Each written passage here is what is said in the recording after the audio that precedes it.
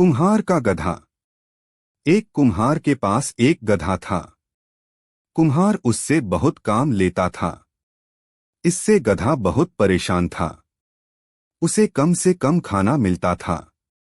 सुबह सवेरे कुम्हार उस पर बैठकर मिट्टी लेने चला जाता, एक जगह मिट्टी खोदकर उस पर लाद देता था और वह घर के लिए चल पड़ता था।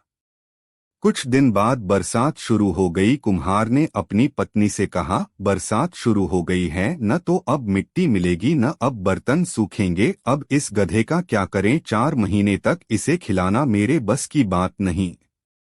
कुम्हार की पत्नी ने कहा, आप चिंता क्यों करते हो? आप गांव के बाजार में जाकर खड़े हो जाओ। बाजार में व्यापारी आते हैं, उन्हें सामान ढोने के लिए खच्चर की जरूरत होती है। आप इसे ले जाकर इससे बोझ उठवाइए, इससे पैसे भी मिलेंगे और इसके खाने की चिंता भी नहीं करनी पड़ेगी।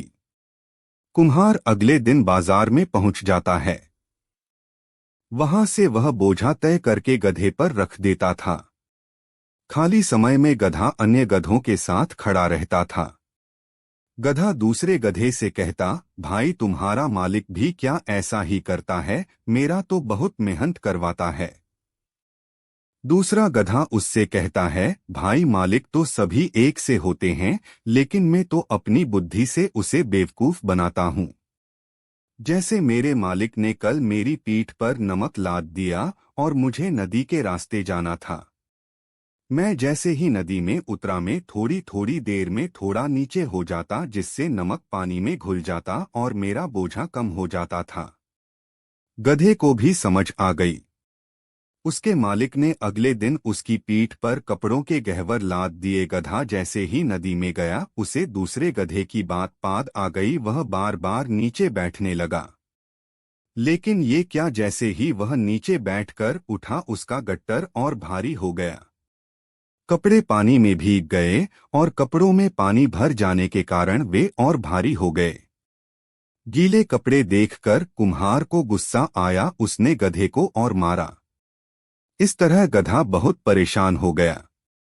अगले दिन उसने दूसरे गधे को सारी बात बताई। यह सुनकर वह हंसने लगा। उसने कहा, तू गधा होने के साथ साथ मूर्ख भी है।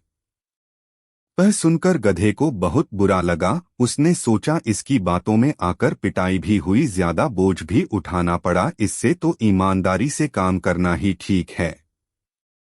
शिक्षा मित्रों, इससे हमें यह शिक्षा मिलती है कि अपना काम ईमानदारी से करना चाहिए, मेहनत से घबराना नहीं चाहिए और दूसरों की सीख आंख बंद करके नहीं माननी चाहिए।